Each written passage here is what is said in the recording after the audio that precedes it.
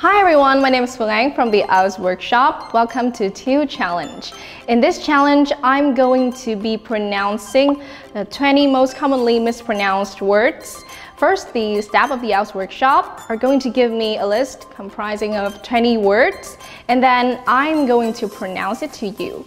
Now let's see if I can guess and pronounce the words correctly.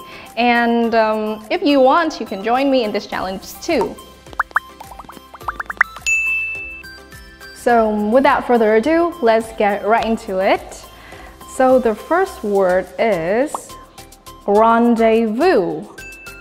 A rendezvous means a meeting, a place of gathering of some sort. The second word is caveat. Caveat. I think it's a caveat is like a warning. A warning that you give to someone before you do something to make them consider their actions. The third word is sword. Now, this is a very special word, even though it's spelled with a W, but when you pronounce it, you omit the W. Sword. Sword. Okay, the fourth word we have is a bouquet. So a bouquet is simply a bunch of flowers. That's all. The fifth word. Now, a fifth word is a very common word. It's receipt. So the fifth word is receipt. It's a very common word, often used in everyday context. A receipt, where the P is silent. A receipt is like a bill that you get when you go shopping, you go to a grocery store or go to the supermarket. Okay, the sixth word is an adjective used to describe taste. It's sour. Sour. Yeah, sour. Sour means a taste. Think of taste of a lemon. It's acidic. Yeah. The seventh word that I have with me is present. This is the verb. Please don't confuse it with the noun. Present. Okay. Present. Present. The eighth word I have, well, is key. Key. Okay, key. It is spelled as Q-U-A-Y, but it should not be spelled in in a Vietnamese manner. It's key. So key is like a place. It's like a port, yeah, or a harbor. A key. So the next word is a three-syllable word. I think it's bronchitis, because if it's bronchitis, it doesn't make sense. So my final guess is bronchitis. Bronchitis. The next word, I've never seen this word before, so I'm going to try pronouncing it according to my reflexes. I think it's pronounced psych. Psych. Okay. So the 10th word. The 10th word is debris. Debris. I think debris means dust. I'm going to check it again, but I think debris means dust or dirt. Yeah. So the 11th word is a verb. A verb. I think it's pronounced gauge. I think to gauge means to elicit and to get a reaction from something. Okay. So next, I'm having a very tricky word. Hierarchy. Hierarchy. So you often see this word in a religious context or in a social context. So think of the caste system in India.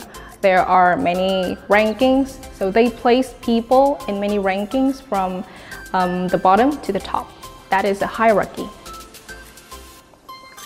The 13th word is also very problematic. I've rarely seen this word, but I think I know how to pronounce it. It's called a paradigm. So a paradigm is a word you're likely to encounter in a research. A paradigm is a framework or a model. The 14th word.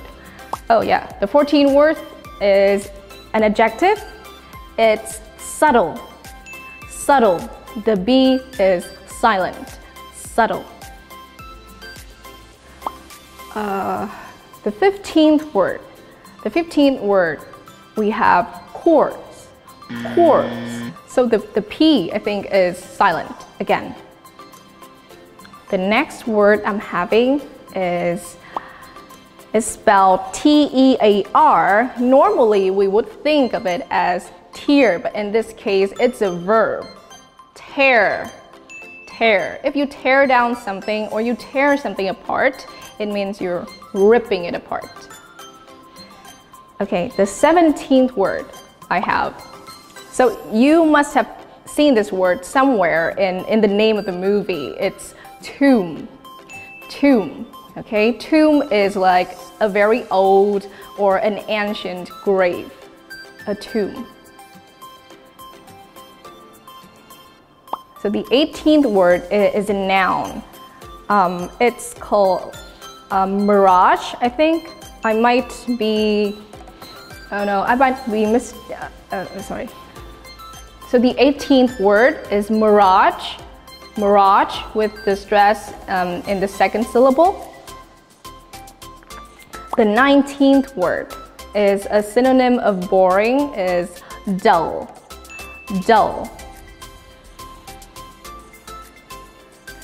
Okay, the next word is a type of illness, a critical illness.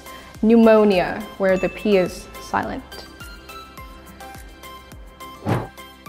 Okay, so you have 18 out of 20 correct answers. What do you think? I think that for me it is quite a remarkable achievement because I must admit that pronouncing tricky words is not really my forte. So I think it's good enough. It's good enough for me. So that's it for today's challenge, and I hope that you enjoy it as much as I do. And if you have any recommended challenges, please comment down below.